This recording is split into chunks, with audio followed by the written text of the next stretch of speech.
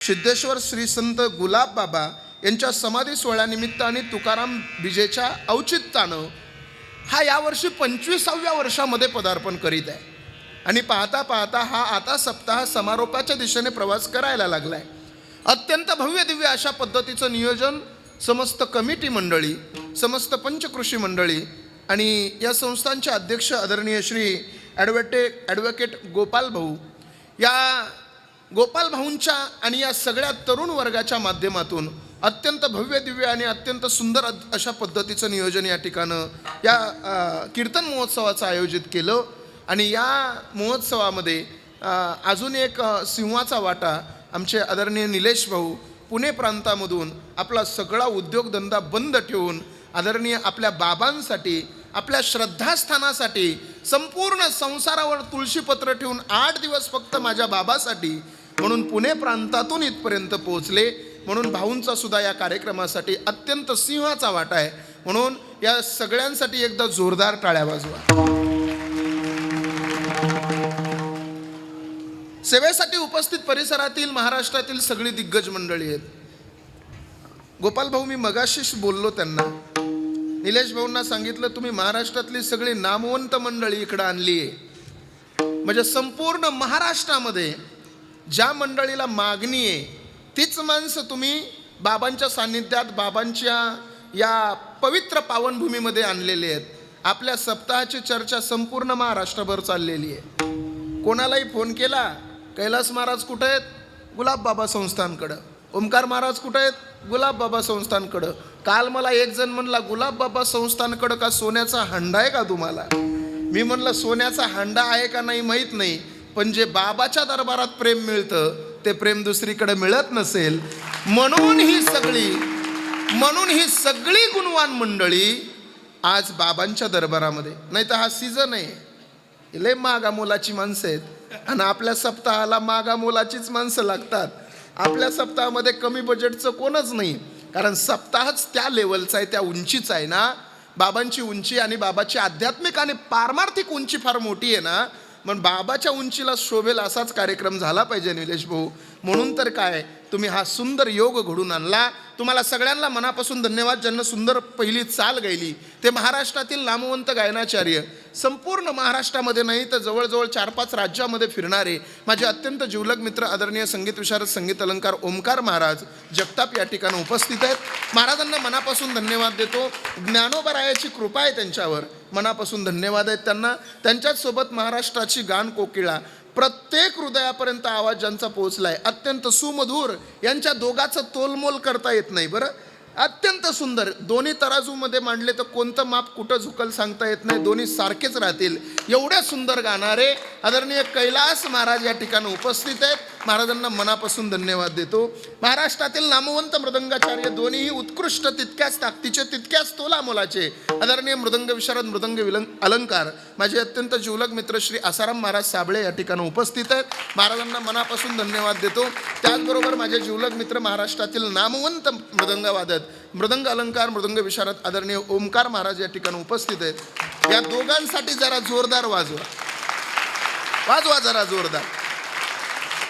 तुम्ही म्हणाल का हो महाराज, गायकासाठी नुसत्या वाजवायला लावल्या आणि यांच्यासाठी का बरं जोरदार वाजवायला लावल्या? त्याचं कारण आहे, वारकरी संप्रदायामध्ये सगळ्यात कष्टाची साधना कोणती असेल तर तिचं नाव मृदंग आहे। बघा तुम्ही कदाचित कैलास महाराज गायला लागले तर मी शांत बसतोय, पण या दोघांना शांत बसता येत नाही। मी गायला लागलो तर ओमकार महाराज शांत बसतील, पण या दोघाला शांत बसता येत नाही। बरं, हिवाळ्यामध्ये सुद्धा त्यांच्या अंगातून घाम निघतो आणि त्यांच्या हातामध्ये अशी एक जादू आहे की मेलेल्या जनावराच्या कातड्याला सुद्धा विठ्ठल विठ्ठल बोलायला लावणारे ते हात आहेत। म्हणून हे अत्यंत महत्वाचं आहे। मी माझं पखवाज वादकावर जास्त प्रेम आहे। तुम्ही म्हणाल का हो महाराज, कसं काय प्रेम आहे? तुम्हाला काही कळतं का त्याच्यातलं? मला त्याच्यातलं चांगलं कळतं, कारण अगोदर मी तेच करत होतो, पण त्या धंद्यात परवाडाना म्हणून इकडं आलो। त्या काळात परवडत नव्हतं, आता खूप चांगले दिवस आलेत। म्हणून तुम्हाला मनापासून धन्यवाद देतो। दोन्हीही मृदंगाचार्य, दोन्हीही गायनाचार्य, सगळी जीवाभावाची माणसं इथं भेटली। वाटत नव्हतं। विदर्भामध्ये गेल्याच्या नंतर मला असं वाटलं आता काही वेगळं, मी पहिल्यांदाच तुमच्याकडे आलो बरं। मी तुमच्यासाठी नवीन आहे भाऊ, तुम्ही माझ्यासाठी नवीन आहेत, पण कीर्तन आपल्यासाठी नवीन नाही ही गोष्ट प्रत्येकानं ध्यानात घेऊन सर्वांगाचे कान करून कीर्तन ऐका. विनेकरी बाबा आहेत, अत्यंत सुंदर आमची वारकरी शिक्षण संस्था. ही बालगोपाळ मंडळीसाठी एकदा टाळ्या वाजवा बाबा. वा, किती सुंदर, किती सुंदर टाळ वाजवतात, किती सुंदर पावल्या खेळतात. आणि एवढ्या सुंदर संस्थेला सांभाळण्याचं काम आसाराम महाराज करतात. नाही तर संस्था सांभाळणं एवढं सोपं आहे? आमच्याकडे येणारा काय सगळाच माल चांगला असतो का? ज्याला सगळं गाव वैतागलेलं असतं ते पोरगं आमच्या दरबारात असतं. सगळं गाव वैतागलेलं असतं, त्याचे आईबाप म्हणतात बाबा याला आमच्याला कटाळा आला, याला सांभाळायचं, आता घेऊन जा तुमच्याकडे. मी पोरांपासून 2 हात लांब आहे. मी पहिला शिक्षक आहे. मी एकदा शाळेत गेलो, डब्बा घरी विसरलो, मी शाळेत गेलो. एका पोराला म्हणलं, ए राम्या डब्बा आणलास का रे? तो म्हणला आणलाय ना सर. म्हणलं खाऊ का रे तुझा डब्बा? तो म्हणला खाऊन टाका ना सर. मी म्हणलं घरी गेल्यावर आईला काय सांगशील रे? म्हणला सांगून टाकन कुत्र्याने खाल्ला म्हणून. एवढे विचित्र असतात महाराज हे पोरं, का साधे असतात का? त्याच पोराला आमच्या एका मॅडमनं प्रश्न विचारला, म्हणे काय रे राम्या, एका बाजूला 1 किलो बुद्धी ठेवली आणि 1 किलो लाडू ठेवले तर तू काय घेशील? काय म्हणे, एका बाजूला 1 किलो बुद्धी ठेवली आणि 1 किलो लाडू ठेवले तर तू काय घेशील?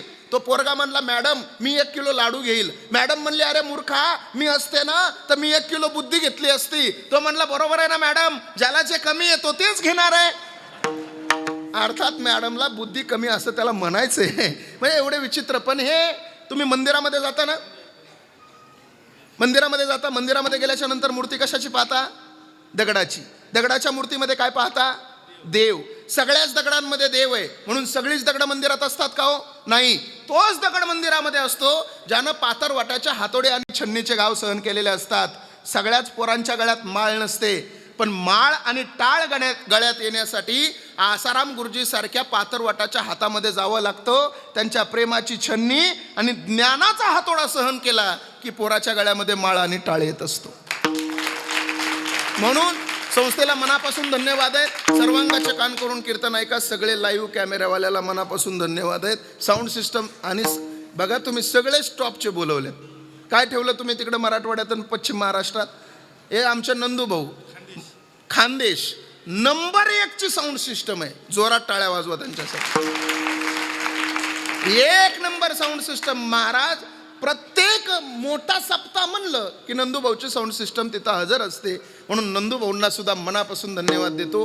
चांगलं जमतंय त्यांना ते बटणं फिरवायचं, ट्रबल मास्टर काय गेन वगैरे छान काम आहे त्यांचं. त्यांना सुद्धा धन्यवाद आणि सेवेला सुरुवात. विडाला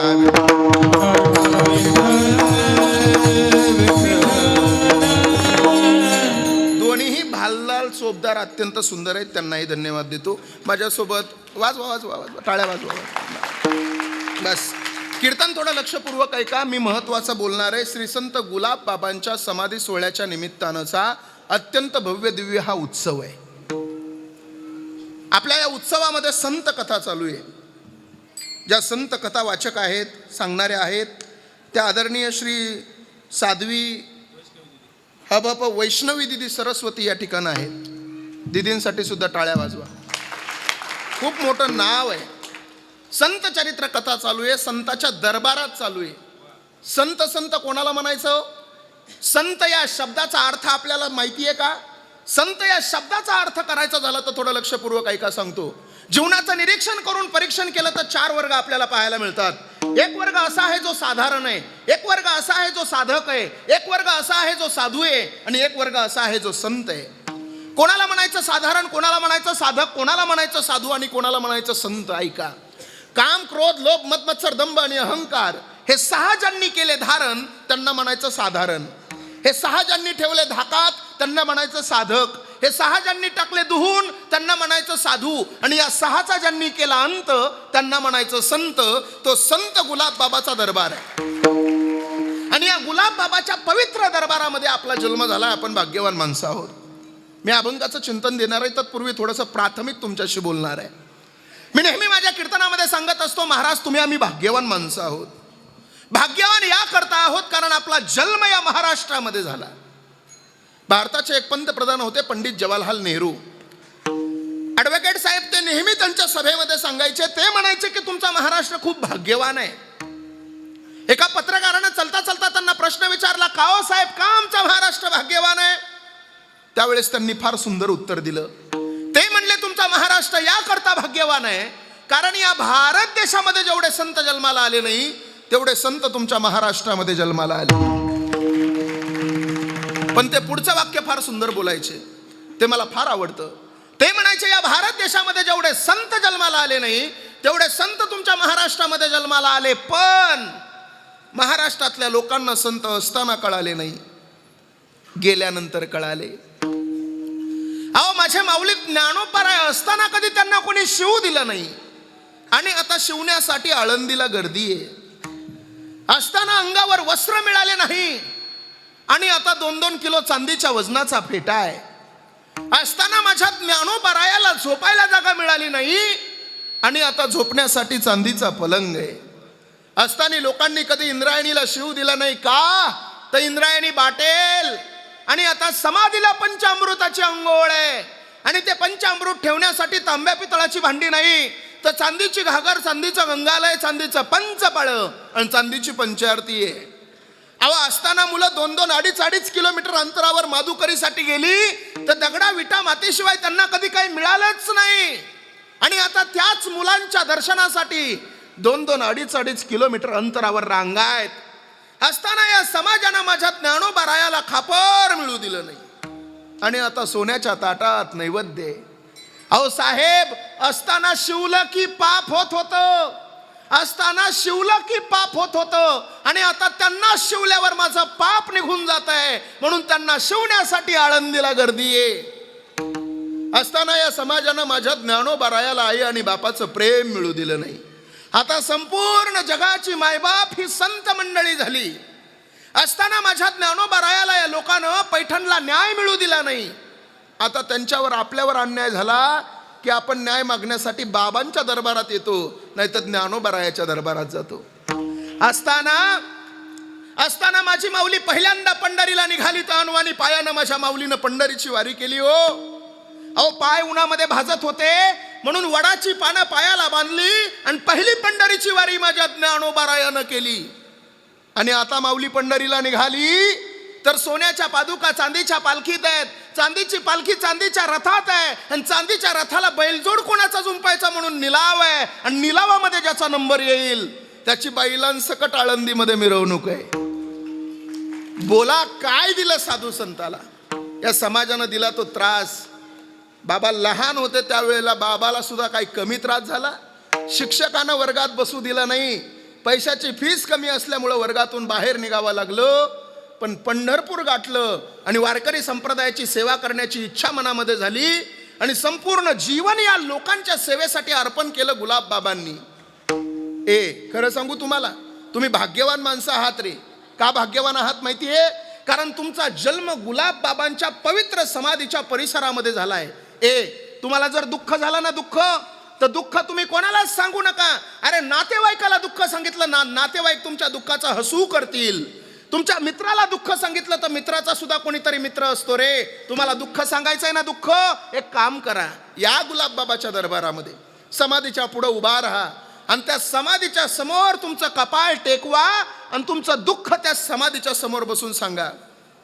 मी नेहमी माझ्या कीर्तनात सांगत असतो, बाबांच्या समाधीवर कपाळ जर टेकवलं ना तुम्ही, तर तुमचं प्रारब्ध बदलल्याशिवाय राहणार नाही. बरं, मी नेहमी कीर्तनात सांगत असतो, ऐका. असं म्हणतात की आपला जन्म झाल्याच्या नंतर 5व्या दिवशी सटवी आपल्या कपाळावर आपलं प्रारब्ध लिहायला येते. बरोबर बोलतोय ना मी? बरोबर बोलतोय मी. ऐका, माणसाचा जन्म झाल्याच्या नंतर 5व्या दिवशी सटवी आपल्या कपाळावर आपलं प्रारब्ध लिहिते. पण तेच कपाळ जर तुम्ही गुलाब बाबाच्या समाधीवर टेकवलं ना, तर सटवीने लिहिलेलं प्रारब्ध सुद्धा बदलवण्याची ताकद माझ्या गुलाब बाबांच्या समाधीमध्ये. साधू काय उगाच साधू होत नाही, साधून आपलं सर्वस्व अर्पण केलेलं आहे. आपण भाग्यवान आहोत. सेवेसाठी निवडलेला अभंग त्याच महाराष्ट्रातला एका साधूचा आहे. काय त्या साधूचा परिचय सांगतो, ऐका. साहित्य सोनियाच्या खाणेतून शब्दरत्नांची निर्मिती करणारे, महाराष्ट्र सारस्वताच्या मंडलावर आपल्या तत्वज्ञानाचा कळस ज्या महापुरुषाने चढवला, वेद उपनिषद गीता भागवत याचं मंथन करून पंचमेध गाथ्याची निर्मिती ज्या महाकवीने केली, भांडाऱ्या भामचंद्र घोराड्या डोंगरावर साधना करून देहासकट वैकुंठ आगमन करून विश्वातला एक अलौकिक चमत्कार इतिहासाच्या पानावर सुवर्ण अक्षरानं लिहिला, इंद्रायणीच्या काठी देहू नावाच्या सुप्रसिद्ध गावामध्ये बोलोबा कणकाईच्या वंशामध्ये हे ज्ञानरत्न जन्माला आलं. आणि सर्वसामान्य माणसाला मोक्षाचा देवयान पंथ ज्याच्यामुळं खुला झाला मायबाप, ते श्रीमंत संत जगद्गुरु तुकोबाराय आजच्या अभंगातून शक्तीचं प्रदर्शन करतात. विडाला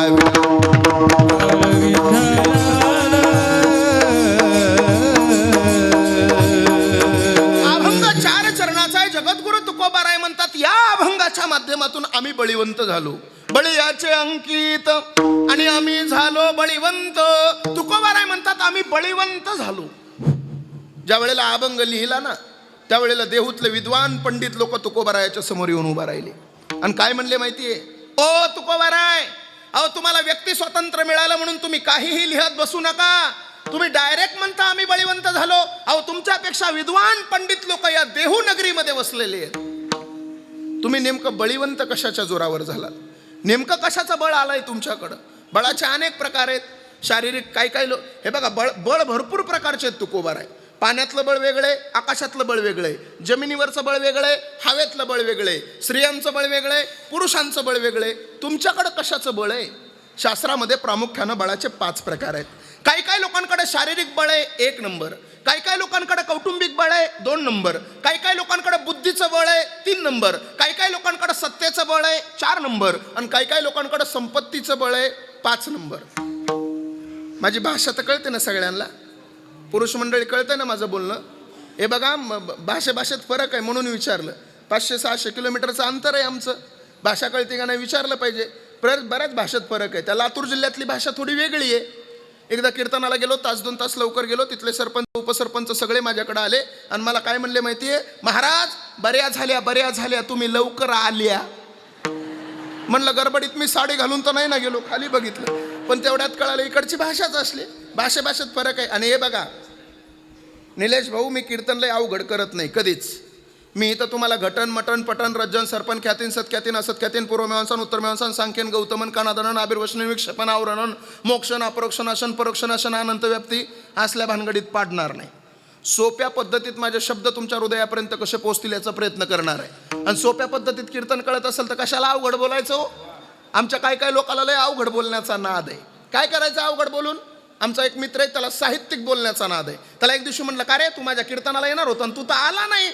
तो म्हणला, महाराज त्याचं काय आहे ना, मी तुमच्या कीर्तनाला निघालोच होतो, परंतु मी माझ्या द्विचक्री यानावरून मार्गक्रमण करत असता माझ्या द्विचक्री यानाचा जो वर्तुळाकार भाग आहे आणि त्याच्यामध्ये हवा संग्रहित करणारा जो रबरी भाग आहे, त्या रबरी भागाला मैवरील पाषाणाने सच्छिद्र केल्यामुळे त्याच्यामधील हवा नावाचा पदार्थ मल आकाशामध्ये विलीन झाला, करिता मी कीर्तनाला येऊ शकलो नाही. म्हणलं बोंबल्या पंक्चर म्हणल्यावर कळत असेल तर मैवरील पाषाण सच्छिद्र करायची काय गरज आहे? लय नमुन्याची लोक भेटत आहेत महाराज आम्हाला. रोज प्रवासात आहेत आम्ही. त्या दिवशी अहिल्यानगरचं कीर्तन केलं, पुण्याला चाललो. सुप्याच्या टोल नाक्यावर एक भिकारी मला भेटला. म्हणला, जय हरी बाबा. म्हणलं जय हरी. म्हणला काहीतरी दान धर्म करा. मी गाडीची काच खाली घेतली. सुट्टे पैसे आहेत का गाडीत बघितले, नव्हते. मी त्या भिकाऱ्याला सांगितलं, दादा माझ्याकडे सुट्टे पैसे नाहीत हो. ते भिकारी मला म्हणलं फोन पे करा. भिकारी म्हणलं फोन पे करा. मी 10 रुपये फोन पे केले सुद्धा, पण 10 रुपयावर त्याचं भागलं नाही. तो म्हणला अजून 10 रुपये करा. मी म्हणलं अरे आत्ताच 10 रुपये दिले ना, अजून 10 कशाला? तो म्हणला माझ्या मैत्रिणीला. अरे म्हणलं भिकाऱ्याला पण मैत्रीण असते का रे? तो म्हणला तिच्यामुळंच भिकारी झालोय. म्हणून द्या म्हणला. काय सांगता महाराज? तसं सोप्या पद्धतीत आहे, थोडं लक्षपूर्वक आहे का, महत्वाचं आहे. बळाचे अनेक प्रकार आहेत. प्रामुख्याने शास्त्रामध्ये बळाचे 5 प्रकार. काही लोकांकडे शारीरिक बळ आहे 1 नंबर. आता ज्या लोकांकडे शारीरिक बळ आहे ती माणसं कधी कोणाला घाबरत नाहीत. सगळे तरुण मंडळी, गावकरी मंडळी, सगळ्यांना खरं सांगा, तुम्ही गावात कोणाच्याही नादी लागाल, पण 200 किलो वजनाच्या पैलवानाच्या नादी लागाल का? समजा तुमचे त्याच्याकडे 2000 रुपये उसने दिलेले, तुम्ही ते 2000 रुपये तुम्ही 10 लोकात त्याला मागताल का? तुम्ही का नाही मागणार? कारण तुमच्या मनात एक भीती आहे, यदा कदाचित जर यानं माझं कॉलर पकडली माझ्या अंगावर बसला तर माझा जीव निघून जाईल, ही भीती आहे. शारीरिक बळ अत्यंत महत्वाचं आहे. मी नेहमी माझ्या कीर्तनामधून पोरांना सांगत असतो, पोरांनो शरीराकडे लक्ष द्या, शरीराला महत्व द्या. टपरीवर उभा राहून तोंडामध्ये गुटखा टाकून म्हाताऱ्या माणसाची चेष्टा करण्यापेक्षा पहाटे 5 वाजता उठून व्यायाम करा, शरीर तंदुरुस्त बनवा. शेवटी हे शरीरच आपल्या सोबत आहे शेवटपर्यंत. महत्वाचं सांगतो, तुम्ही खंडोबाला जाता का? खंडोबा आहे का तुमच्याकडे? इकडे नाही का खंडोबाला? त्या खंडोबाची मालिका पाहता का तुम्ही? का इकडे नाही मालिका पाहता? ती माळसा राणी वगैरे पाहता? त्या खंडोबाचा एक नियम आहे, महिला मंडळ. तिथं नवीन लग्न झालेलं जोडपं गेलं की बायको खांद्यावर घेऊन 5 पायऱ्या चढावं लागतं. निलेश भाऊ तुम्हाला माहिती आहे, ह्या तुमच्यासाठीच सांगतो, ऐका. त्या खंडोबाचा एक प्रॉब्लेम आहे, तिथं नवीन लग्न झालेलं जोडपं की गेलं की बायको खांद्यावर घेऊन 5 पायऱ्या चढावं लागतं. तिथं माझं सासवडला कीर्तन होलं, सासवडचं कीर्तन केलं, मी जेजुरीला दर्शनाला गेलो. जेजुरीला खंडोबाचं दर्शन घेतलं, पायऱ्यावर बसलो. आता त्या पायऱ्यावर बसल्यावर तिथं ज्याची शारीरिक सृष्टी मजबूत होती तो पटकन बायकोला खांद्यावर घ्यायचा आणि 5 पायऱ्या चढायचा. ज्याचं शरीर बलवान होतं. पण तिथं एक मी जोडपं बघितलं 35-55चं. म्हणजे बाई 55 किलो, माणूस 35 किलो. मी मनात म्हणलं, ह्या रामाला काय हे धनुष्य उचलत नाही गड्यात. आणि मी तिथं बसलेलो होतो आणि तसलं जोडपं दिसलं की तिथं 4-5 जण पळत येते. ते म्हणतात, हे बघा, बायको खांद्यावर घ्यावा लागल, नाही तर 500 रुपये फाईन फाडावं लागल. ते 35 किलोच होतं, खालीच बसलं. तो म्हणला, एवढी मोठी जगदंबा उचलू शकत नाही मी. परंतु खिशामध्ये 500 रुपये द्यायला नव्हते ना, नाविलाज झाला. मी 1.5 तास माझा वेळ गेला तिथं. भाऊ, तसले प्रकरण असल्यावर आपण 2-2 तास बसत असतो, काही अडचण नाही. ऐका, 1.5 तासाचा वेळ गेला माझा तिथं. ते पोरं काय बाजूला होत नव्हते. 500 रुपये तरी दे, नाही तर बायको तरी घे. त्या पोराकडे पैसे नसल्यामुळे नाविलाज झाला आणि 35 किलो वजनाचं पोरग खाली वाकलं महाराज. हे 55 किलोचं गटुडं त्याच्या अंगावर बसलं महाराज. माझ्या काळजाच्या ठोक्यात नुसतं धडा धडा धडा धडा धडा. मी मनात म्हणलं, अरे काय होतास तू, काय झालास तू, अरे वेडे असा कसा वाया गेलास तू. एकेकाळचा सुखदेव राजगुरू भगतसिंग तून काय तुझी दयनीय अवस्था झाली म्हणून त्याच्याकडे पाहत बसलो. पण कुठून ताकद आली काय माहिती राव. तसला बोजा घेऊन उठलं राव. ते 3 पायऱ्या चढलं आणि 4थ्या पायरीला वरूनच जगदंबा खाली. अरे तुम्ही लय जोरात टाकली. तिचे हाडं मोडून टाकताल तुम्ही. शारीरिक बळ असणं अत्यंत महत्वाचं आहे. काही लोक तुकोबारायाकडे गेले. लोकांनी तुकोबारायाला प्रश्न केला, तुकोबाराय, ओ तुकोबाराय, अहो तुम्ही बळीवंत झाला म्हणताय, कोणत्या मुद्द्यावर? शारीरिक बळ जास्त आहे का तुमच्याकडं? तुकोबाराय म्हणले, अरे वेड्यानो, माझ्याकडे जर शारीरिक बळ असतं ना तर मी लोकांच्या हातापाया पडून लोकाला परमार्थ करायला लावला नसता. एकाचं गचुरं धरलं असतं आणि तुळशीची माळ गळ्यात टाकली असती. पण काय करू, तेवढी ताकद माझ्याकडं नाही. काय करू देवा देवा, ऐसी नाही शक्ती, ऐसी नाही शक्ती, शक्ती ऐसी नाही शक्ती. काय करू देवा, ऐसी नाही नव्हे, काय करू देवा, ऐसी नाही शक्ती.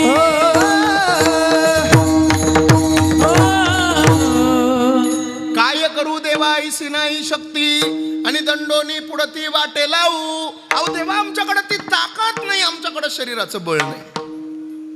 काही लोक पुढे आले, जरा विद्वान, जरा पंडित. ती लोक तुकोबारायाला म्हणले, तुकोबाराय, अहो तुमच्याकडे शारीरिक बळ जास्त नाही, मग बुद्धीचं बळ जास्त आहे का?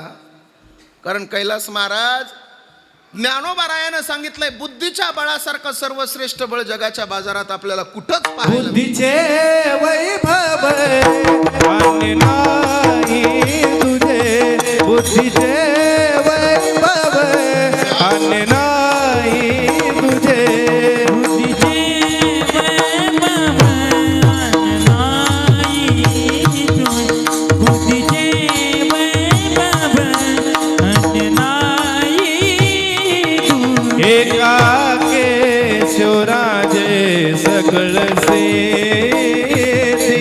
एका केशवराजे सकळ से दे हरि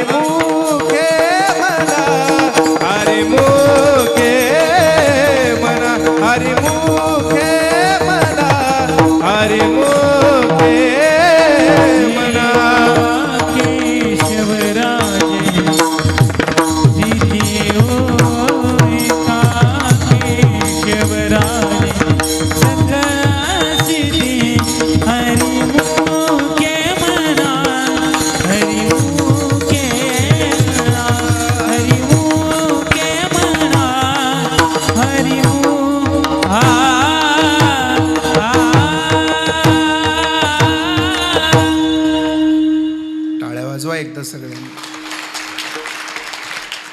खरंच सांगतो, ही म्हणजे मी आल्यापासून तुम्ही माझी एनर्जी पाहत असाल. 350-400 किलोमीटर अंतरावरून मी आलोय.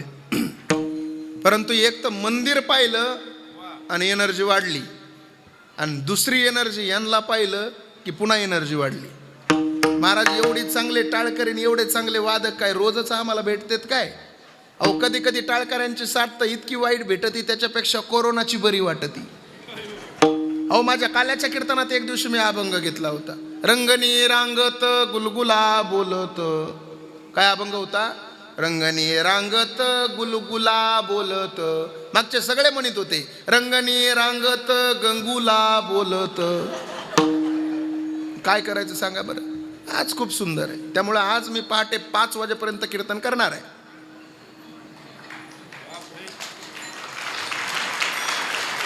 वा जमलं तुम्हाला काय?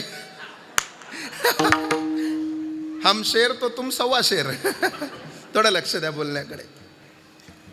जगद्गुरु ज्ञानोबा सांगितलं, बुद्धिवान माणसं असतात त्या बुद्धीच्या बळासारखं सर्वश्रेष्ठ बळ पाहायला मिळत नाही.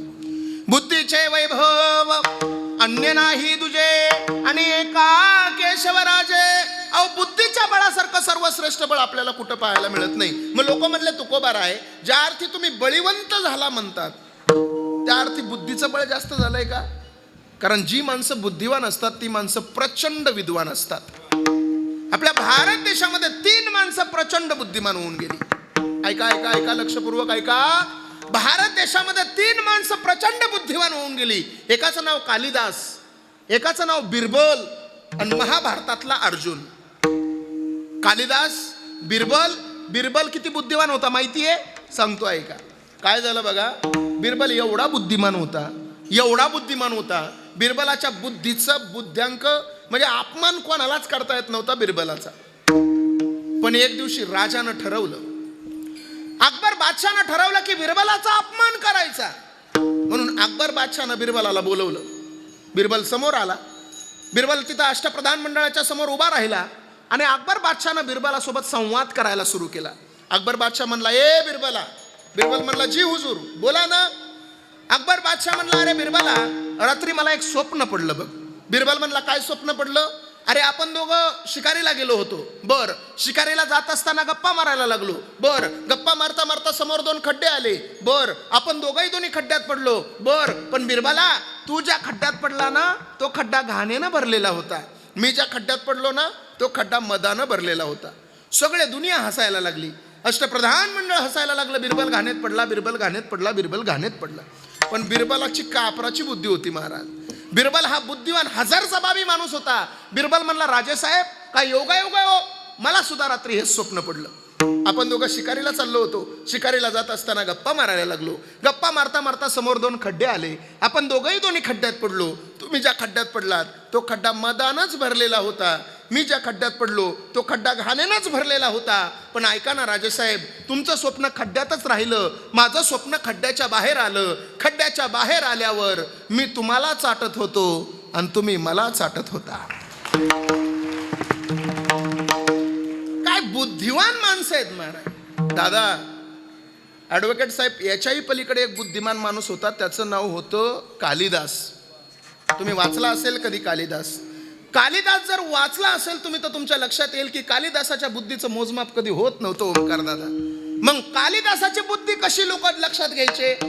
त्याच्या नगरीमध्ये एखादा प्रसंग घडला की त्याच्यावरून त्याच्या बुद्धीचं मोजमाप करायचे. काय झालं बघा. त्याच्या नगरामध्ये एक प्रसंग घडला कालिदासाच्या. काय प्रसंग? एक पांतस्थ रस्त्यानं चालत होता. रस्त्यानं चालता चालता त्याची नजर त्या नगरीतल्या एका सुंदर स्त्रीवर पडली. तो चालणारा वाटसरू चालणारा पांतस्थ त्या स्त्रीकडे बघून तिच्या सौंदर्याकडे मोहित झाला आणि तिच्याकडेच पाहत राहिला. पण ती स्त्री कालिदासाच्या नगरीतली होती. त्या स्त्रीनं त्याला राशीचक्रामध्ये प्रश्न विचारला. ती स्त्री काय म्हणली माहितीये? अरे दुसऱ्या, तुझ्या तिसऱ्याची अपेक्षा करतोस ना, पण मी 5ची 6वी असल्यामुळं 11वा जरी डोक्यावर घेऊन तू माझ्या घरी पाणी भरलंस तरी मी तुझी कधीच होणार नाही. याला म्हणायचं राशीचक्र. काय म्हणली ती? अरे दुसऱ्या, तुझ्या तिसऱ्याची अपेक्षा करतोस पण मी 5ची 6वी असल्यामुळं 11 जरी डोक्यावर घेऊन तू माझ्या घरी पाणी भरलंस तरी मी तुझी कधीच होणार नाही. याला म्हणायचं राशीचक्र. आपल्या राशी किती येतो? 12. कोणकोणत्या? मेष, वृषभ, कर्क, सिंह, कन्या, तुळ, वृश्चिक, धनु, मकर, कुंभ आणि मीन. ती म्हणते अरे दुसऱ्या, तुझ्या तिसऱ्याची अपेक्षा करतोस. दुसरी रास आहे वृषभ. वृषभ म्हणजे बैल. तिसरी रास आहे मिथुन. मिथुन म्हणजे विषयिक सुख. ती म्हणते अरे बैला, तुझ्या विषयिक सुखाची अपेक्षा करतोस, पण मी 5ची 6वी असल्यामुळं 5वी रास आहे सिंह, 6वी रास आहे कन्या, मी सिंहाची मुलगी असल्यामुळं 11वी रास आहे कुंभ. कुंभ म्हणजे घडा. घडा डोक्यावर घेऊन माझ्या घरी पाणी भरलंस तरी मी तुझी कधीच होणार नाही. याला म्हणायचं बुद्धिमत्ता. बरेचशी माणसं बुद्धिमान आहेत. ओ दादा, याच्याही पलीकडे एक बुद्धिमान माणूस होता, त्याचं नाव होतं अर्जुन. महाभारतातला होता. किती बुद्धिमान होता सांगू तुम्हाला? ऐका, लक्षपूर्वक ऐका. महाभारताचं युद्ध ठरल्याच्या नंतर श्रीकृष्ण परमात्म्याकडे मदत मागायला दुर्योधन आणि अर्जुन दोघंही गेले होते. देव झोपलेला होता. कोण होता हो दुर्योधन? महिला मंडळ. कोण होता हो अर्जुन? काय सांगता येईल आपल्याला? सांगतो तुम्हाला, ऐका. महाभारतामध्ये काशीप्रसाद जयस्वाल नावाची एक व्यक्ती सांगून गेली की ब्रुवक्षत्र नावाचा एक राजा आहे, आणि त्या ब्रुवक्षत्र नावाच्या राजाला एक पोरगा झाला. त्या पोराचं नाव आहे हस्ती. त्या हस्ती नावाच्या पोरानं जे गाव निर्माण केलं त्या गावाचं नाव हस्तिनापूर. त्या गावाचं पहिलं नाव हस्तिनापूर, दुसरं नाव इंद्रप्रस्थनगर, तिसरं नाव योगिनिकपुरा, चौथं नाव सिरी, 5वं नाव किला सिरी, 6वं नाव लालकोट, 7वं नाव जहापना, 8वं नाव तुबलकाबाद, 9वं नाव मुबारकबाद, 10वं नाव फिरोजाबाद, 11वं नाव अकबराबाद, 12वं नाव देहली, 13वं नाव चिराग देहली, 14वं नाव दिल्ली, आणि 19 फेब्रुवारी 1931 इंग्रज अधिकारी व्हाईसराय यानं तिचं नाव ठेवलं नवी दिल्ली. त्या दिल्लीची नावं बदलली साहेब, वैभव नाही बदललं. लोकसभेचे स्पीकर ओम बिर्ला जिथं बसतात ना, त्याच्या पाठीमागे एक श्लोक लिहिलेला आहे, धर्मचक्र परिवर्तन आहे. दिल्लीचं तख्त हे धर्माधिष्ठानाची वाट पाहत राहतं. मग तो ब्रुवक्षत्र नावाचा राजा, त्या ब्रुवक्षत्र नावाच्या राजाला एक पोरगा, त्या पोराचं नाव हस्ती. हस्तीला पुढे एक पोरगा झाला, त्याचं नाव नहुष. नहुषचा पोरगा ययाती, ययातीचा पुरू, पुरूचा कृकन्यम, कृकन्यमचा मतिनार, मतिनारचा सेविनार, सेविनारचा दिविरथ, दिविरथचा आदिरथ, आदिरथचा नवरथ, नवरथचा तपलीचा, तपलीचाचा वृक्ष, वृक्षाचा संवरण, संवरणला पुढे एक मुलगा झाला, त्याचं नाव होतं कुरु. म्हणून त्या घराण्याला नाव पडलं कुरुवंश. त्यांच्याच कुलामध्ये पुढे एक मुलगा जन्माला आला ज्याचं नाव आहे प्रतीक. त्याला 3 मुलं, देवापी, बाल्लिक, शांतनू. देवापी संन्यासी झाला, बाल्लिक महाभारत युद्धामध्ये मेला, आणि शांतनू हस्तिनापुराचा राजा झाला. त्या शांतनूला गंगा नदीपासून झालेला आणि वाचलेला एक मुलगा, त्याचं नाव आहे देवव्रत. त्यानं भीष्म प्रतिज्ञा केली म्हणून त्याचं नाव पडलं भीष्माचार्य. त्याची दुसरी बायको, तिचं नाव आहे सत्यवती. तिला 2 मुलं, एकाचं नाव विचित्रवीर आणि दुसऱ्याचं चित्रांगत. त्यांच्याच कुलामध्ये पुढे 2 मुलं जन्माला आली, एकाचं नाव पंडू आणि दुसऱ्याचं धृतराष्ट्र. पंडू नावाचा राजा, त्या पंडू नावाच्या राजाला पृथा नावाची एक बायको आहे, जिचं खरं नाव पृथा आहे, पण आम्ही सगळेजण तिला कुंती असं म्हणतो. त्या पृथेला विवाह कालापूर्वी एक मुलगा झाला ज्याचं नाव आहे वसुसेन. आपण सगळेजण त्याला कर्ण असं म्हणतो. आणि विवाह कालाच्या नंतर तिला 3 मुलं झाली, धर्मराज युधिष्ठिर, भीम आणि अर्जुन. तिची सवत मद्र देशातील एका राजाची मुलगी, जिचं नाव आहे माद्री. तिला 2 मुलं, एकाचं नाव नकुल आणि दुसऱ्याचं सहदेव. इकडे धृतराष्ट्र नावाचा राजा, त्या धृतराष्ट्र नावाच्या राजाला एक बायको आहे, जिचं नाव आहे गांधारी. महिला मंडळ, गांधारीला कधी नावं ठेवायची नाही. का माहितीये? कारण गांधारी सारखी महान पतिव्रता आपल्याला कधीच पाहायला मिळत नाही. का? कारण स्वतःच्या नवऱ्याला दिसत नाही म्हणून दिसत असताना सुद्धा डोळ्यावर पट्टी बांधून उभं आयुष्य नवऱ्यासाठी खर्च केलं, तिचं नाव गांधारी आहे. त्या गांधारीचं माहेर आहे गांधार. त्या काळातलं गांधार म्हणजे अलीकडचं कंधार, अलीकडचं कंधार म्हणजे आत्ताचं कंधार, आणि आत्ताचं कंधार म्हणजे अफगाणिस्तानची राजधानी.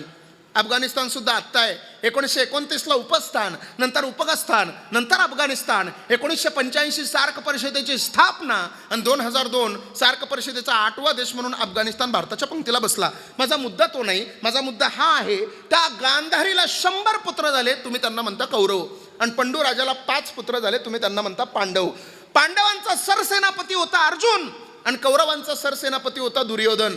दोघंही श्रीकृष्ण परमात्म्याकडे मदत मागायला गेले. किती बुद्धिवान अर्जुन बघा.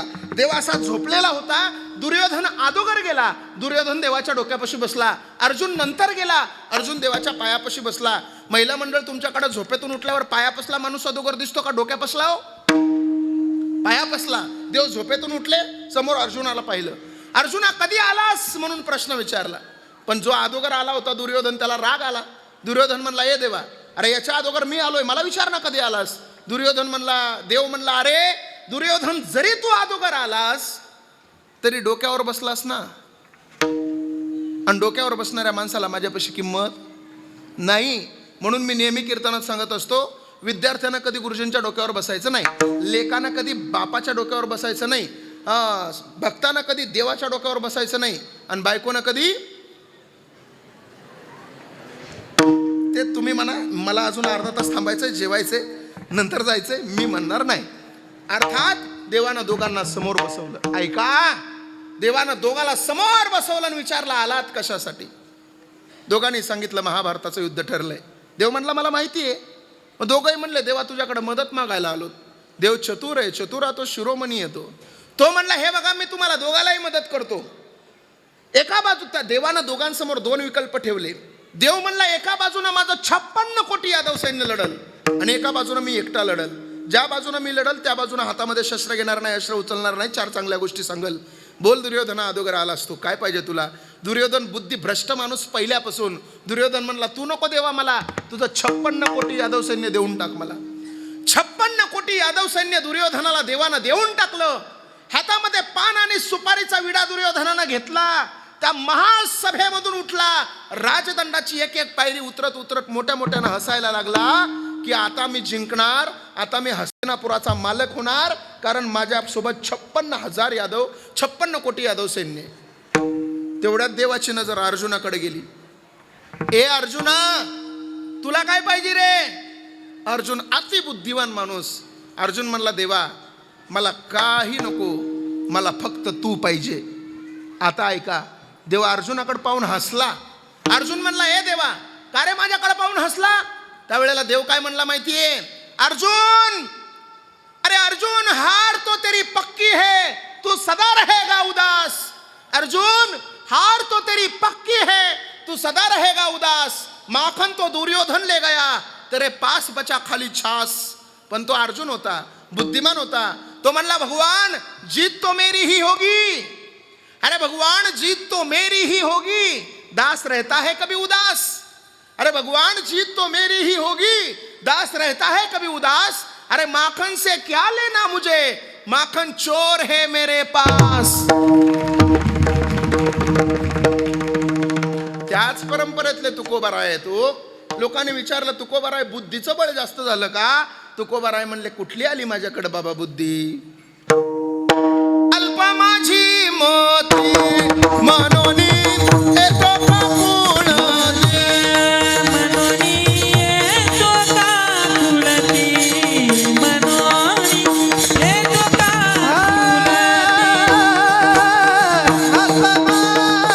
बुद्धी मनोनी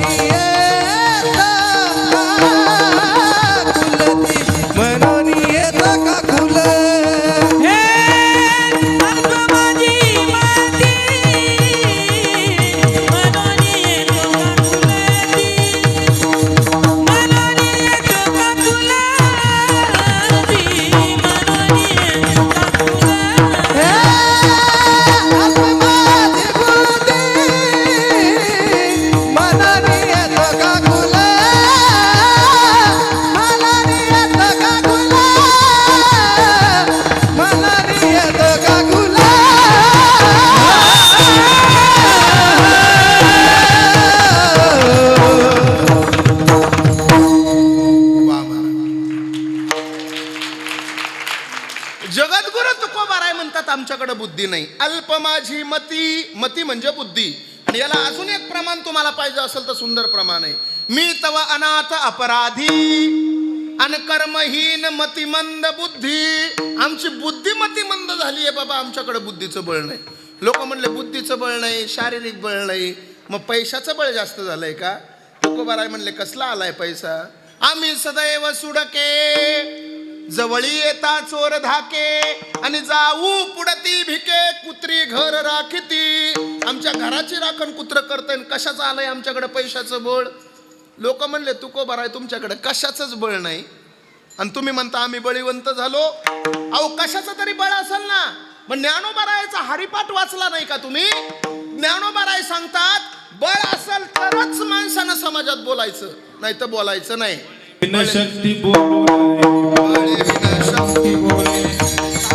बिन शक्ती भावे विन भक्ती भक्ती विन मुक्ती भावे विन भक्ती भक्ती विन मुक्ती हो भाव विन भक्ती भक्ती विन मुक्ती भाव विन भक्ती भक्ती विन मुक्ती. बळे विन शक्ती बोलू नये हो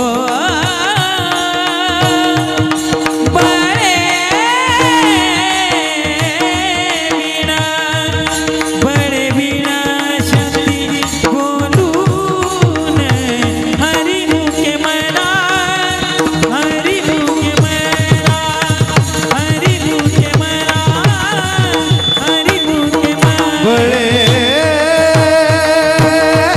विन शक्ती बोलू नये.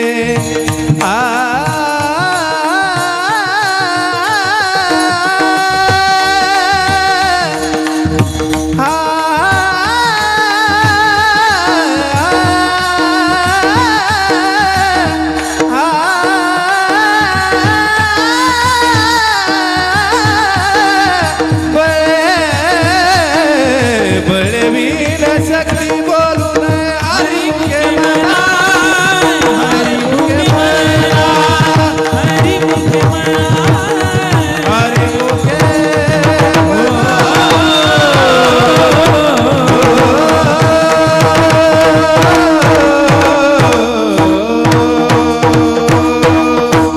अजून दोन राहिले. चला तुकोबाराय म्हणतात. लोक म्हणले ज्ञानोबाराय तर म्हणले बळ असेल तरच माणसानं बोलायचं. तुम्ही तर म्हणता आमच्याकडे कोणतंच बळ नाही. ज्ञानोबाराय सांगतात भावे विन भक्ती भक्ती विन मुक्ती आणि बळे विन शक्ती बोलू नये. अहो तुमच्याकडे जर कोणतंच बळ नाही तर तुम्ही बळी कस काय म्हणता आम्ही बळीवंत झालो. तुमच्याकडे कशाचंच बळ नाही. पण तुकोबारायानं फार सुंदर सांगितलं. तुकोबाराय म्हणले अरे वेड्यानो तुम्ही जे समजताय हे प्रापंचिक बळ आहे आणि माझ्याकडे जे बळ आहे ते आध्यात्मिक बळ आहे. लोक म्हणले तुमच्याकडे नेमकं कोणतं बळ आहे. मग तुकोबारायानं त्याला एक प्रमाण खर्च केलं. विवेकासहित वैराग्याचे बळ आणि धगधगीत ज्वाळ अग्नी जैसा. हे जे संत असतात ना या संत मंडळीकडे वैराग्याचं बळ असतं आणि त्या वैराग्याच्या बळावरच ते बळीवंत असतात. असं जगद्गुरु तुकोबाराय अभंगाच्या पहिल्या चरणात. बळियाचे अंकित बळियाचे अंकित बळियाचे अंकित बळियाचे अंकित बळियाचे अंकित बळियाचे अंकित बळियाचे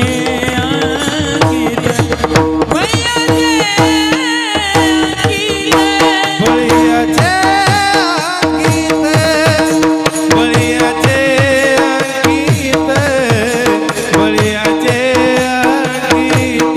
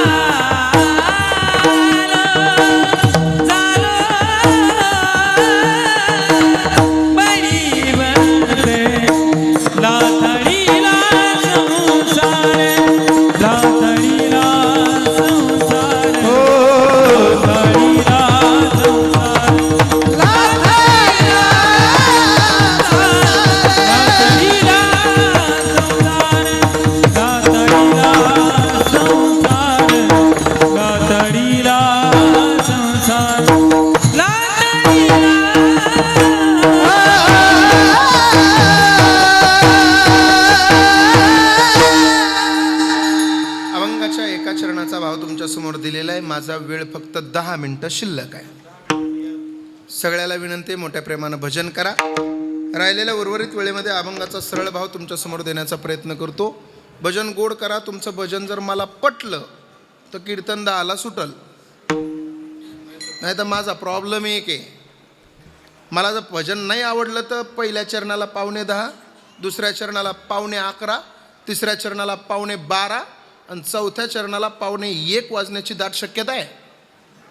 मग तुम्ही ठरवा गोड करायचं का नाही.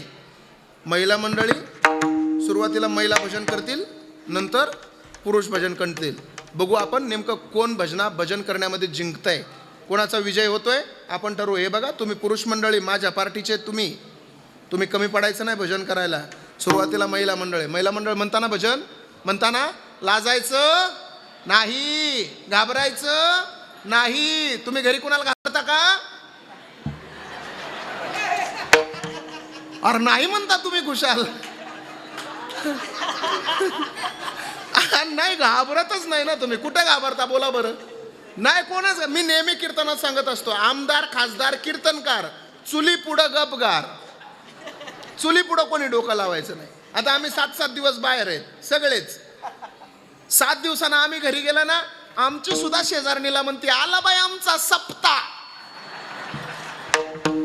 अरे हो का सप्ता आहे का? काय बोलतील सांगता येत नाही. महिला मंडळीचं भजन पक्क. तुम्हाला खरं सांगू, भजन करायचं महिला मंडळीनेच. तुम्ही वारीला माहिती आहे निलेश भाऊ, वारीला आळंदी पंढरपूर चाललो ना आपण, महिला भजन करतात. भजन गाथ्यातलं कमी असतं, माथ्यातलंच जास्त असतं. त्या शब्दाला शब्द जोडतात आणि लगे अभंग सुरू करतात. यावर्षी एक नवीन अभंग आणला होता. अभंग काय होता माहिती आहे का? एका मावशीनं सुरू केला. मी माझ्या पुढं चालत होती, ती मी दिंडीत पाठीमागं, तिनं अभंग सुरू केला. अरे अरे विठोबा तुझ्यात माझं मन, अन घेतला मोबाईल लावते तुला फोन. मी तिच्या जवळ गेलो आणि तिच्या हाताला धरलं. तिला म्हणलं, का ग बाई पुढचं चरण आहे का, म्हणजे मला कीर्तनाला घ्यायला सोपं आहे. ती म्हणली, आहे ना महाराज, पुढचं पण चरण आहे. तिनं पुढचं चरण म्हटली, काय म्हणली माहितीये का? तुझे लय आठवण येती म्हणून तुला मी मिस कॉल देती. देवाला मिस कॉल देती भावाने. अरे त्यानं मिस कॉल दिल्यावर तू मंडपमध्ये सुद्धा बसणार नाही. बरोबर आहे का?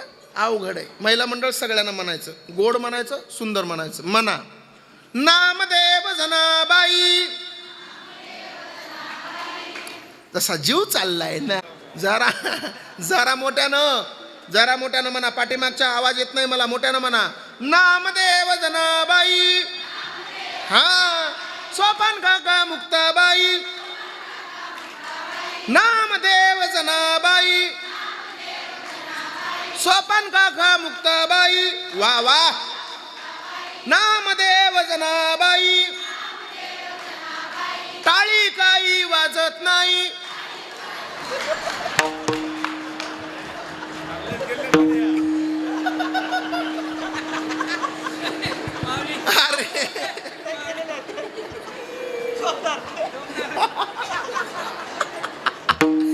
अरे एडी हळद टाळी वाजवायला लावली होती, म्हणायला नव्हतं लावलं तुम्हाला, तरी बी म्हणल्या टाळी काही वाजत नाही. महिला मंडळ तुम्ही भजन केलं खरं, तुमचं भजन काय मला पटलं नाही. भजन कसं करावं लागतं माहिती आहे का तुम्हाला? भजन किती गोड असतं, भजन किती सुंदर असतं, भजनामध्ये आवाज किती मंजुळ असतो. हे जर तुम्हाला ऐकायचं असेल तर आता आमच्या पुरुष मंडळीचं ऐका. हे मंजुळ आवाजाचे धनी.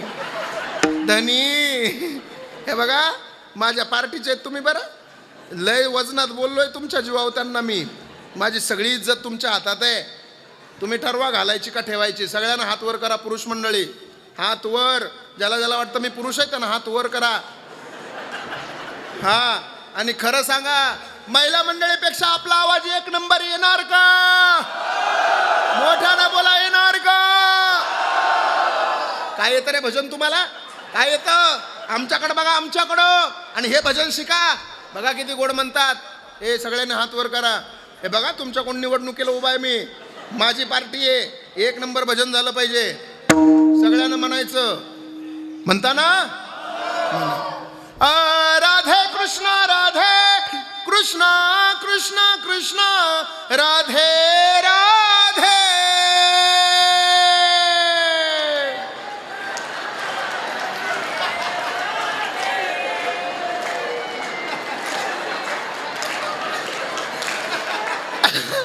अरे माझं सगळं डिपॉझिट जप्त केलं रे तुम्ही, माझी इज्जत घातली सगळी. काय आवाज एवढा मोठा आला, मला वाटलं आता खरंच भजन भारी होतंय. महिला मंडळ तुम्ही आमच्या नादी लागू नका, तुमचं चांगलं आहे, चांगलं आहे.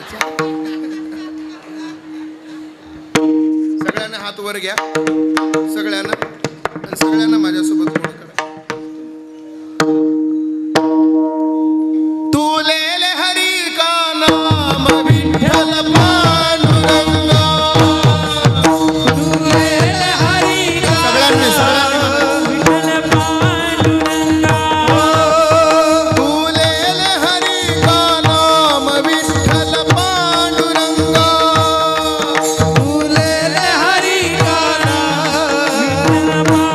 पांडुरंगा.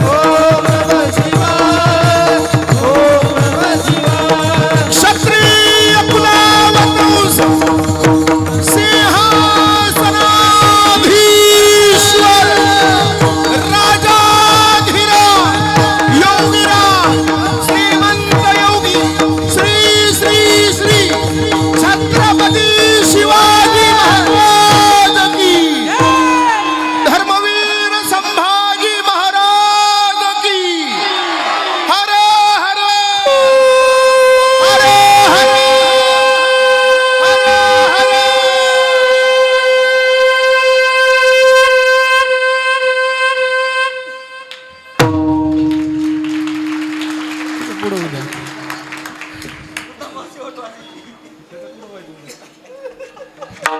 अभंगाच्या एका चरणाचाच भाव तुमच्या समोर दिलाय. तशी माझी वेळ संपलेली आहे, पण निलेश भाऊचा आणि आमच्या गोपाल भाऊंचा आग्रह 5-10 मिनिटाचा आहे असं मला तुमच्या नुसत्या डोळ्यावरून वाटतंय. मग घेऊ का 5-10 मिनिटं? हात वर करा बरं. कोणाकोणाला वाटतं कीर्तन लगेच बंद पडलं पाहिजे? चला ऐका ऐका ऐका, लक्ष द्या माझ्या बोलण्याकडं. महिला मंडळ, खरं सांगा किती सुंदर भजन केलं हो तुम्ही माझ्यासोबत केलं. हे भजन करताना तुम्हाला तुमचा संसार आठवला का हो? खरं सांगा ना. नाही ना. देवासोबत एकरूप होण्याचं एकमेव साधन काय असेल तर ते फक्त देवाचं नामचिंतन आहे. देवाच्या नामचिंतनामध्ये एवढी ताकद आहे ना, या संपूर्ण विश्वाचा विसर पाडण्याची ताकद फक्त देवाच्या भजनामध्ये. हे आपण रोज केलं पाहिजे. तुम्ही म्हणाल महाराज आम्हाला रोज करण्याची इच्छा आहे हो, पण देव भरपूर झाले, नेमकं कोणत्या देवाचं भजन करावं? जास्त अवघड देवाच्या नादी लागू नका. संपूर्ण भारतभर फिरून या. प्रत्येक देवाचं दर्शन 200 फूट अंतरावरून आहे. असा एकच विश्वातला मालक आहे की भक्त गेल्याबरोबर चरणाच्या जवळ जागा आहे ना, म्हणून त्याच देवाचं भजन करायचं. काय त्या देवाचं नाव? विठोबा रखुमाई.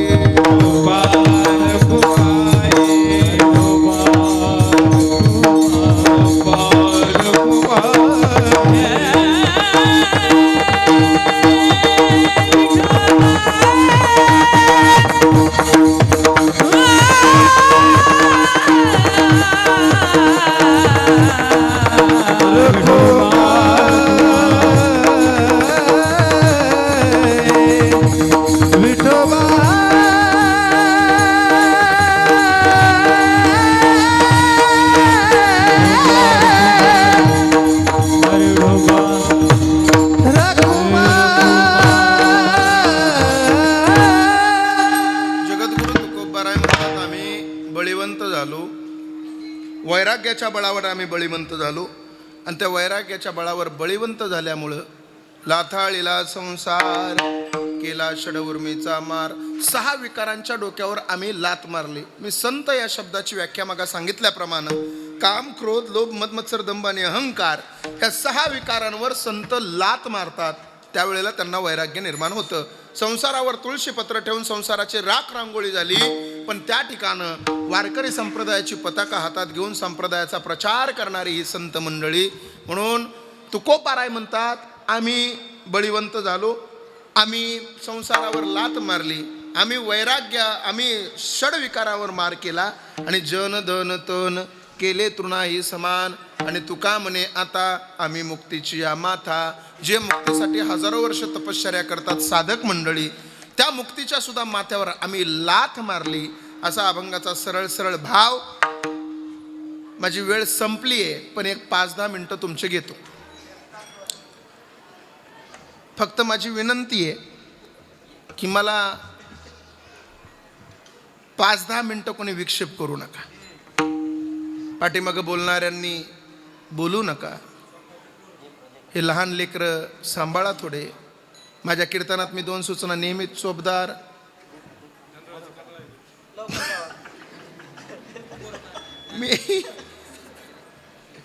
मी नेहमी माझ्या कीर्तनात 2 सूचना देत होतो, पण आज ते मला द्यायची गरज वाटली नाही, कारण शांतता आणि शिस्त एवढी सुंदर आहे गुलाबबाबाच्या दरबारात. पहिली सूचना म्हणजे मी सांगत असतो तुमच्याकडे कितीही लाखाचा मोबाईल असला तरी सायलेंट मोडवर ठेवा. आणि दुसरी सूचना म्हणजे तुमचं कितीही नवसाचं लेकरू असलं तरी 1.5 तासापुरतं सांभाळा. माझी विनंती आहे तुम्हाला. जाता जाता महत्त्वाच्या काही सूचना देऊन जातो. माझ्या नवयुवक तरुण मित्रमंडळीसाठी माझं कीर्तन असेल हे 10 मिनिटाचं. पोरांनो, जीवनामध्ये 3 गोष्टीचा कधी गर्व करू नका: सत्ता, संपत्ती आणि तारुण्य. पोरांनो, सत्ता, संपत्ती, तारुण्याचा ज्यानं गर्व केला त्याचा महाभारतामध्ये दुर्योधन झाला. आणि सत्ता, संपत्ती, तारुण्य असून सुद्धा तुकोबारायाचं 2 तास बसून कीर्तन ऐकलं, त्यांचा इतिहासामध्ये छत्रपती शिवाजी राजा झाला. म्हणून कधीच नाही. कोण होते छत्रपती शिवाजी महाराज? कधीतरी आपल्याला समजलं पाहिजे कोण होते राजे. ऐका सांगतो. अरे 350 वर्षापूर्वी जिजाऊंच्या कुशीमध्ये जन्मलेलं निरागस बाळ म्हणजे शिवबा. इंग्रज, पोर्तुगीज, फ्रेंच यांसारख्या अत्याचारांचा काळ म्हणजे शिवबा. एकीकडे संयमाचा घाट म्हणजे शिवबा, सळसळत्या रक्ताची लाट म्हणजे शिवबा, राजनीती, युद्धनीती, गनिमिकावा यांसारख्या कूटशास्त्रांचा कळस म्हणजे शिवबा, सामाजिकता, आर्थिकता, नैतिकता, धार्मिकता यांसारख्या पवित्र विचारांची तुळस म्हणजे शिवबा, सर्व धर्मसहिष्णुतेचा अभिमान म्हणजे शिवबा, रयतेच्या जीवाचं रान म्हणजे शिवबा, कर्दनकाळी मराठ्यांना आलेली जाग म्हणजे शिवबा, त्या अफजल खानाची शिकार करणारा वाघ म्हणजे शिवबा, या देशावर आदर्श राजाची छाप म्हणजे शिवबा, या महाराष्ट्रातलं माणुसकी मोजण्याचं माप म्हणजे शिवबा, तुमचा, माझा आणि अखंड हिंदुस्थानाचा एकच बाप म्हणजे शिवबा. कधीतरी याचा विचार करा. पोरांनो, जीवन जगत असताना सुंदर जीवन जगा. छत्रपती शिवाजी महाराज आणि छत्रपती संभाजी महाराजाला स्मरणात ठेवून जीवन जगा. मी नेहमी माझ्या कीर्तनामध्ये सांगत असतो, ज्या महाराष्ट्रामध्ये आपला जन्म झाला आपण भाग्यवान आहोत, पण या देशाला सुद्धा विसरून आपल्याला चालणार नाही. कारण आपला देश सुद्धा या संपूर्ण विश्वाचं नाक काय असेल तर तो आपला भारत देश आहे. सांगू तुम्हाला, भारत देशाचा 2000 पूर्वीचा इतिहास सांगतो तुम्हाला, थोडं लक्षपूर्वक ऐका. साहेब, आपण ॲडव्होकेट आहात. आपल्या अभ्यासिकामध्ये आपल्याला स्वतंत्र पद्धतीनं ते वेगळा अभ्यासक्रम असतोच. आणि इथं तरुण मित्रमंडळी माझ्या कीर्तनासाठी विशेष करून उपस्थित आहे म्हणून मला सांगावं असं वाटतंय, थोडं लक्षपूर्वक ऐका. परंतु ज्या देशामध्ये आपण राहतोय त्या देशाचं नाव भारत देश आहे. हा देश कधी कुणापुढे झुकला नव्हता, वाकला नव्हता, नतमस्तक झाला नव्हता. या देशाला कधी अपमान माहीत नव्हता. पण हाही देश झुकला, वाकला, नतमस्तक झाला, यालाही अपमान सहन करावा लागला. इसवी सन 712 या भारत देशामधील पहिल्या राजपूत समाजाच्या राजाचा पडाव झाला, त्याचं नाव होतं दाहिल. या भारत देशामध्ये दुसऱ्या राजाचा पराभव झाला, त्याचं नाव होतं रबळबाप्पा, इसवी सन 734. या भारत देशामध्ये राष्ट्रकूट साम्राज्याचा उदय झाला 836. चोल राजा राजगादीवर बसला 853. चालुक्य राजाची स्थापना झाली 993. या भारत देशामधील सोरटे सोमनाथाचं मंदिर पहिल्यांदा लुटलं गेलं इसवी सन 1026. सोरटे सोमनाथाचं मंदिर लुटणारा सुलतान अहमद मेला 1030. 1191ला पुन्हा एकदा सोरटे सोमनाथाचं मंदिर लुटलं गेलं. 1206 साली मोहम्मद गुरी मेला. 1236 ते 1240 पहिली गुलाम घराण्याची श्री दिल्लीची राणी झाली, नाव होतं रजिया सुलताना. 1290ला जलालुद्दीन खिलजीने खिलजी वंशाची स्थापना केली. आणि 1296ला त्याच्या सख्ख्या भावाच्या पोराने त्याचा खून केला आणि सख्ख्या काकाच्या मुलीसोबत लग्न करून तो दिल्लीचा राजा झाला, नाव होता अल्लाउद्दीन खिलजी. 28 जानेवारी 1303ला हा अल्लाउद्दीन खिलजी चित्तोडगडाकडे चाल करून गेला. त्या गडाची राणी होती राणी पद्मिनी. काय ऐश्वर्यवान राणी, काय देखणं सौंदर्य. या अल्लाउद्दीन खिलजीची नजर तिच्यावर पडली आणि या अल्लाउद्दीन खिलजीनं तिला प्रेमपत्र लिहिलं, राणी माझ्यासोबत लग्न कर, तुला राणी बनवून ठेवन. ती हिंदूची राणी होती. ती म्हणली, ए खिलजी, तेरे जैसा पापी कुत्ता तो हमारी तरफ बुरी नजर से देख भी नहीं सकता. खिलजी, तेरे जैसा पापी कुत्ता हमारी तरफ बुरी नजर से देख भी नहीं सकता, छू भी नहीं सकता, क्योंकि हिंदू की शेरनी हो. अगर तू गडाच्या वरती आला तर तुला ज्या पायानं वरती आला त्या पायानं खालती जाता येईल का नाही सांगता येणार नाही. पत्र व्यवहार झाला. पण इसवी सन 1492 उजडलं. 1492ला स्पेनची महासत्ता होती. स्पेनचा महान चोर, लुटेरू, मूर्ख माणूस पश्चिमेच्या दिशेने गेला आणि त्याच्या नावानं अमेरिकेचा शोध जाहीर झाला, नाव होतं कोलंबस. 20 फेब्रुवारी त्या ठिकाणं 1526 उजाडलं. 1526ला बाबर आला. बाबरने इब्राहिम लोदीचा पराभव केला, पहिलं पानिपतचं युद्ध. 1528ला हाच बाबर अयोध्यामध्ये गेला. तिथं जाऊन त्यांना नमाज पाडला म्हणून त्याच्या नावानं बाबरी मस्जिद तयार झाली. 1530ला बाबर मेला. बाबरचा पोरगा हुमायून राजा झाला. 1539ला शीख धर्माचे गुरु नानक गेले. 1556ला हुमायूनचा पोरगा अकबरने हेमोचा पराभव केला, दुसरं पानिपतचं युद्ध. 1576ला राणा प्रताप आणि अकबरमध्ये संघर्ष झाला. पण या संघर्षामध्ये कोणाचा विजय झाला काही कळालंच नाही. मायबाप चंदनाच्या क्वाटवर आणि सुवर्णाच्या ताटावर जेवण करणारा राणा प्रताप मात्र जंगलामध्ये सैरावैरा फिरायला लागला. 2 टाइम खायला मिळत नव्हतं. पाला पाचोळा वरबाडून राणा प्रतापनं आपला हिंदू धर्म टिकवला. पण तोच पाला पाचोळा खाऊ घालून आम्ही आमची सध्या गोमाता वाचवू शकत नाही, ही फार मोठी शोकांतिका आहे. मला आनंद वाटला की या आश्रमामध्ये गोमातेची पहिल्यापासून सेवा केली जाते. 1995-97 पासून, 87-85-87 पासून. कधीतरी विचार केला. उजाडलं इसवी सन 1598. 1598ला हा भारत देशामध्ये महाराष्ट्र राज्य, महाराष्ट्रामध्ये विदर्भ प्रांत आणि विदर्भ प्रांतामधील सिंदखेडच्या लखोजीराव जाधवांना एक कन्यारत्न झालं, नाव होतं मासाहेब जिजाऊ. सर्रास महाराष्ट्र एकत्र केला मासाहेबानं. 1599 ते 31 डिसेंबर 1600 ईस्ट इंडिया कंपनीची भारत देशामध्ये स्थापना झाली. 1605 ला अकबर मेला, अकबरचा पोरगा जहांगीर राजा झाला. 1627 ला जहांगीर मेला, जहांगीरचा पोरगा शहाजहान राजा झाला. 1628 ला शहाजहान राजा झाला आणि 1630 ला माझ्या छत्रपती शिवाजी महाराजांचा जन्म झाला. 15 एप्रिल 1645 माळी, साळी, वजारी, लखपूत, लमानी, चांबार, लोहार, गुजार सर्व जाती धर्माला एकत्र केलं माझ्या राजानं आणि हिंदवी स्वराज्याची शपथ घेतली. इसवी सन 1645. 46 ला तोरणा घेतला, 48 ला शहाजीराजांना सोडवलं, 56 ला पुण्यामधील जुन्नर घेतला, 59 ला अफजल खान फाडला, 63 ला शाहिस्ते खानाची बोटं कापली पुण्यामधील लाल महालामध्ये. 64 ला राजांनी सुरत लुटली, 66 ला आग्र्यावरून परत आले, 70 ला तानाजीराव मालुसरे गेले, 72 ला पुन्हा एकदा सुरत लुटली, 73 ला प्रतापराव गुजर गेले आणि 74 ला 32 मन सोन्याचं सुवर्ण सिंहासन रायगडावर विराजमान झालं. इसवी सन 1680 मध्ये या महाराष्ट्राचा सूर्य मावळतीकडे गेला आणि हा महाराष्ट्र पोर का व्हायला लागला. माझे छत्रपती शिवाजी महाराज 1680 साली आपल्यामधून निघून गेले. 81 ला संभाजी राजे झाले, 89 ला संभाजी राजे गेले आणि 1705 साली इंग्रज मजबूत झाले. 20 फेब्रुवारी 1707 ला औरंगजेब मेला. 1725 ला अहिल्याबाई होळकरांचा जन्म झाला. 1757 ला प्लासीची लढाई झाली. 1761 ला अफगाण आणि मराठ्यांमध्ये शेवटचं पानिपतचं युद्ध झालं. त्या युद्धामध्ये मराठ्यांचा पराभव झाला. 64 ला बक्तालची लढाई झाली. 95 ला अहिल्याबाई होळकर गेल्या. 1857 ला उठाव झाला. 82 ला वंदे मातरम गीत आलं. 85 ला काँग्रेसचा जन्म झाला. 1893 ला विवेकानंद शिकागोला गेले. 94 ला योगी अरविंद घरी आले आणि 98 ला साने गुरुजींचा जन्म झाला. 1902 ला विवेकानंद गेले. 10 ला गजानन महाराज गेले. 20 ला लोकमान्य टिळक गेले. 21 ला सुभाषचंद्र बोस स्वराज्य पक्षात गेले. 23 ला त्यांना अटक झाली. 25 ला ते कारागृहातून कायदेमंडळावर निवडून आले आणि 26 ला बाळासाहेब ठाकरेंचा जन्म झाला. 1927 सुभाषचंद्र बोस कारागृहातून बाहेर आले. 28 ला हरियाणाचे अध्यक्ष झाले आणि 30 ला गांधी युगाला सुरुवात झाली. 1936 टोटल 50 नंबरचा आणि ग्रामीण भाषेतील पहिला अधिवेशन जळगाव जिल्ह्यातील यावल तालुक्यातील फैजपूर नावाच्या गावामध्ये झालं. 42 ला चलेगावच्या उठावाला विदर्भातल्या वर्ध्यातून सुरुवात झाली. 45 ला ऑगस्टची क्रांती झाली.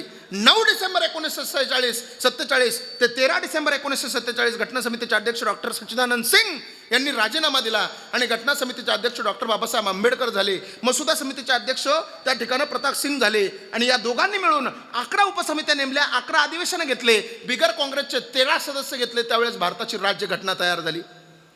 1946 ला त्या ठिकाणं 47 ला आपला भारत देश स्वतंत्र झाला.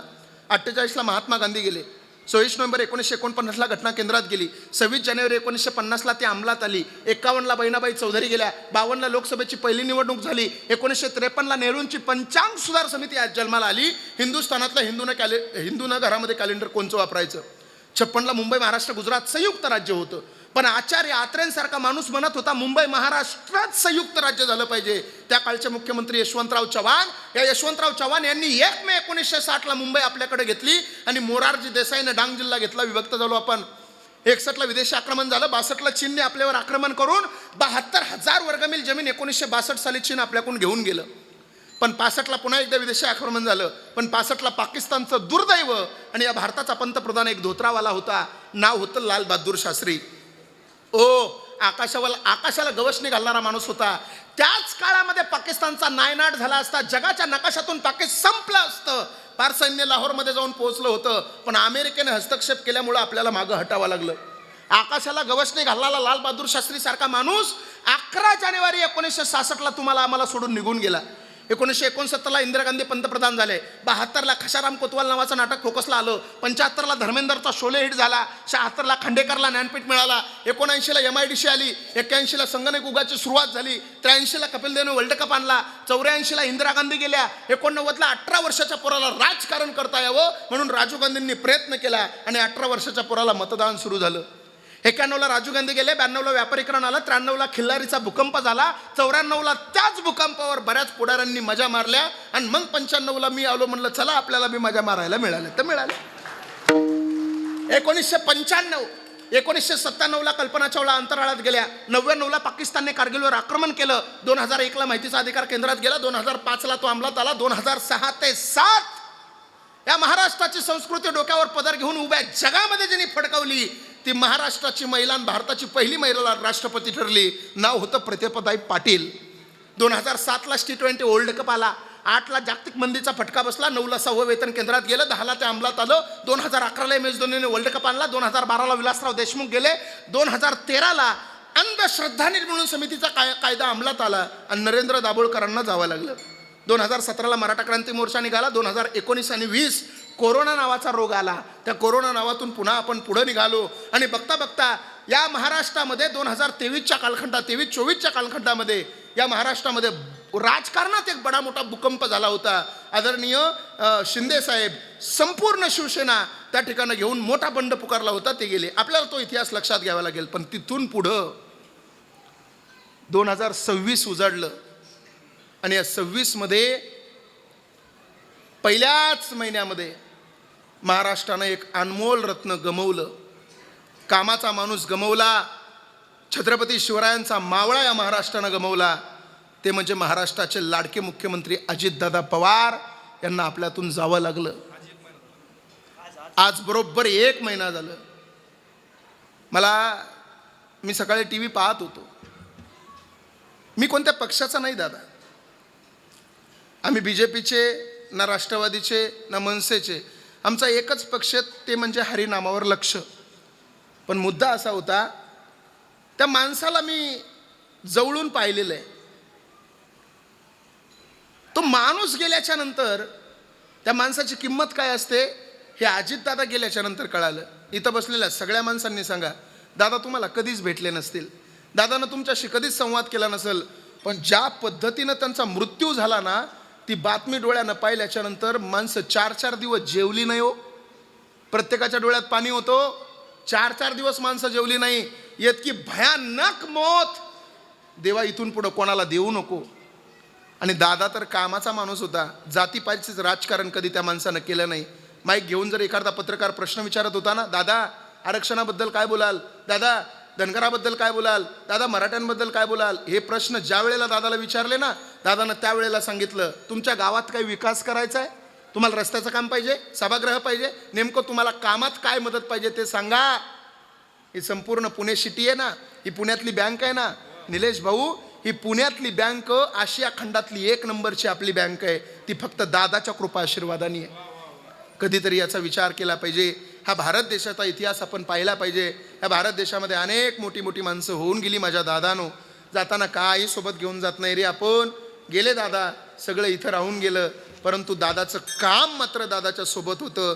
गेले, आज निघून जरी गेले तरी प्रत्येक माणूस म्हणतोयच की दादा कामाचा माणूस होता. एक तर कागदाला कधी हात लावला नाही, आणि ज्या कागदाला हात लावला त्या कागदाचं काम पूर्णत्वाला नेल्याशिवाय राहिलं नाही. भाऊ तुम्हाला सगळा इतिहास माहिती आहे, हळहळे आपल्याला. म्हणून जीवन जगत असताना सुंदर जीवन जगा. पोरांनो, या वारकरी संप्रदायावर प्रेम करा, कारण वारकरी संप्रदायासारखा श्रेष्ठ संप्रदाय आपल्याला पाहायला मिळणार नाही. का माहिती आहे, आपला हात जर दुखला आपल्याला हाताचा आराम करता येईल, आपला पाय दुखला आपल्याला पायाचा आराम करता येईल, आपलं डोकं दुखलं आपल्याला डोक्याचा आराम करता येईल, पण आपलं हृदय दुखलं करताल हृदयाचा आराम नाही करणार. का? कारण हृदयानं आराम केला की तुमच्या शरीराची राख होईल.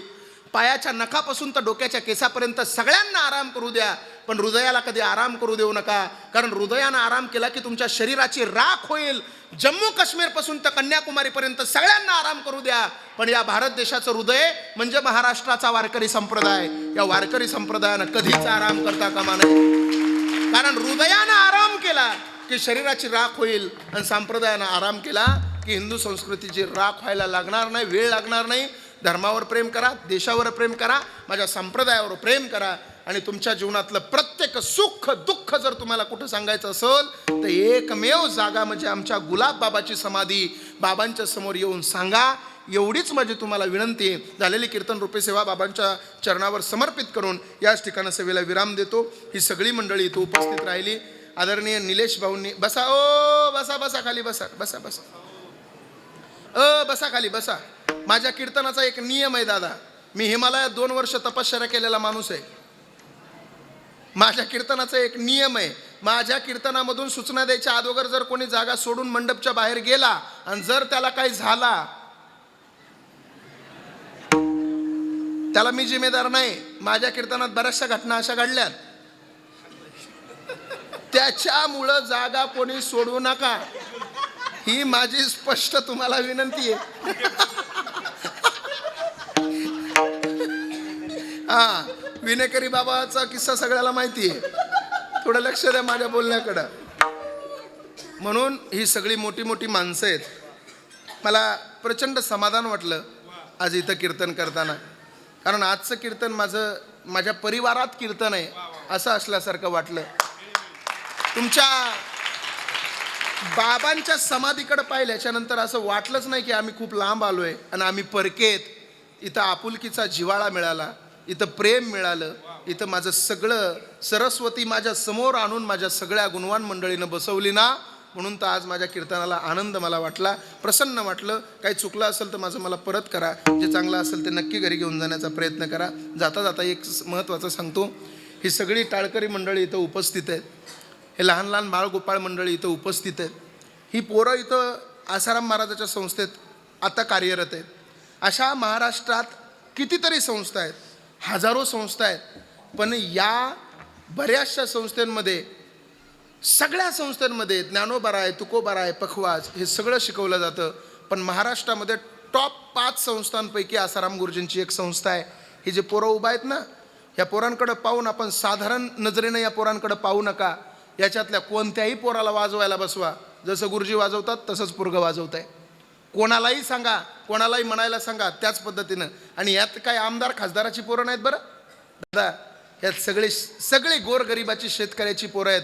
पण हीच शेतकऱ्याची पोरं, आम्ही सुद्धा याच लाईनीत होतो ना, इथं बसणारे ओमकार महाराज, कैलास महाराज याच लाईनीत उभा होतो ना आम्ही. पण ज्ञानोबरायाची कृपा झाली आणि आसाराम महाराज, मला आनंद वाटला तुम्ही कुठंच जात नाहीत. मला माहिती आहे तुम्ही 8 दिवस संस्था सोडून कुठंच जात नाहीत बाबा, हे मला माहिती आहे. पण आज तुम्ही 8 दिवस संस्था सोडून गुलाब बाबाच्या दरबारात आलात ना, जसे ज्ञानोबराय आळंदीतल्या साधकावर कृपा करतात ना, तसं गुलाब बाबा सुद्धा तुमच्या लेकरांवर कृपा केल्याशिवाय राहणार नाहीत. म्हणून यांना सुद्धा धन्यवाद देतो आणि सेवेला याच ठिकाणी विराम. झालं असलं काही चुकलं असलं तर मला परत करा, जे चांगलं असेल ते नक्की घरी घेऊन जाण्याचा प्रयत्न करा. ज्ञानेश्वर